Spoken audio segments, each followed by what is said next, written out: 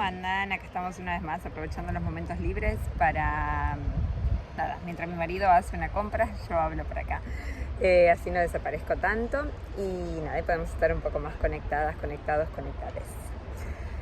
¿De qué voy a hablar hoy? De este miedo a la ganancia de peso, que al final creemos, o sea, no sabemos hasta qué punto es racional, hasta qué punto es irracional, porque bueno, nadie, la verdad que a mí es verdad que cuando bajé de peso me trataron distinto, o esta sociedad te puede llegar a tratar de otra manera porque tenés un determinado tipo de cuerpo y demás.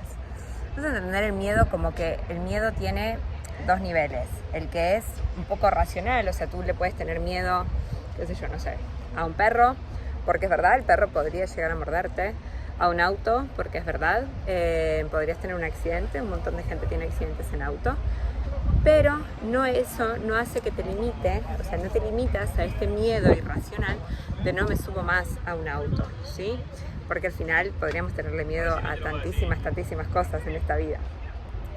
Pero ¿qué pasa con el miedo a la ganancia de peso? Uno me puede decir, es que es racional, Nadia, claro que es racional, sí, yo cuando, si tengo un cuerpo no normativo, que no entra en los parámetros estéticos, obviamente no tengo acceso a los privilegios de la delgadez, yo te digo, es verdad, ¿sí? Y obviamente no soy yo la persona que tiene que hablar de esto, porque, a ver, lo sabemos y lo saben ustedes, no tengo un cuerpo grande, pero sí tenemos que participar en esta lucha. Porque ¿por qué sigue siendo de esta manera? Porque nosotros igual lo seguimos propagando con nuestro propio miedo a la ganancia de peso. Este miedo a ser gordo es en realidad racional desde este lugar, pero en realidad es irracional el por qué le tenemos miedo. Porque es un miedo inspirado en una cultura que está enferma, ¿sí? Un miedo inspirado en una gordofobia médica que no tiene ningún tipo de evidencia científica.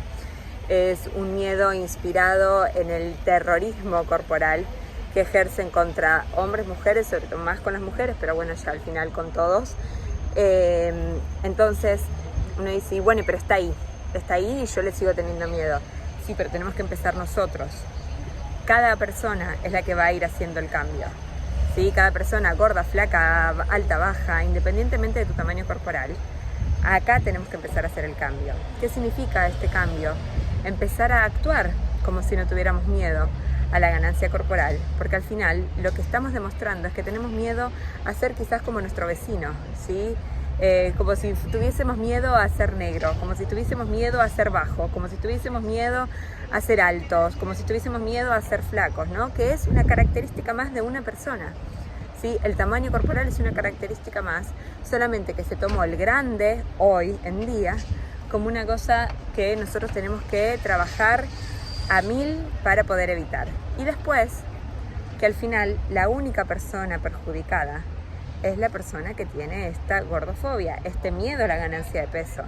Porque al final la que se queda en casa o el que se queda en casa comiendo 2 lechugas, muriéndose de hambre, irritado, con problemas físicos, mentales, aislado, con todo lo que conlleva un trastorno de la conducta alimentaria o ya simplemente hacer dietas, eres tú. Entonces, pero a mi alrededor le importa, bueno, empecemos a fijarnos a quienes tenemos alrededor y poder elegir también ambientes que sean un poquito más seguros.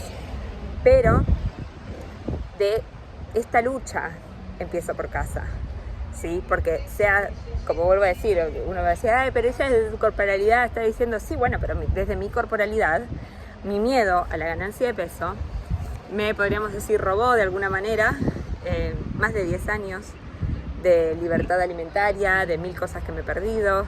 Entonces, al final nos termina afectando a todos. No quiero decir, bajo ningún concepto, que nos afecta igual a una persona que tiene una corporalidad grande que a una persona que tiene una corporalidad chica. ¿Por qué? Porque el otro sufre el estigma de peso todo el día. O sea, no podemos hablar desde el lugar de alguien que no sufre exactamente lo que sufrimos nosotros o que no siente lo que sentimos nosotros. Pero sí podemos aportar, porque igual a vos también te afecta. ¿Sí? Entonces, ¿es irracional el miedo a la ganancia de peso? En realidad sí, porque el por qué le tenemos miedo a la ganancia de peso es irracional, es una cosa impuesta, ¿sí? Es una cosa inspirada en una sociedad que no funciona como debería funcionar, ¿sí? En ese sentido, y que la verdad que es muy nociva, es muy violenta. ¿A quién le sirve perderle el miedo a la ganancia de peso? ¿A vos? ¿Sí?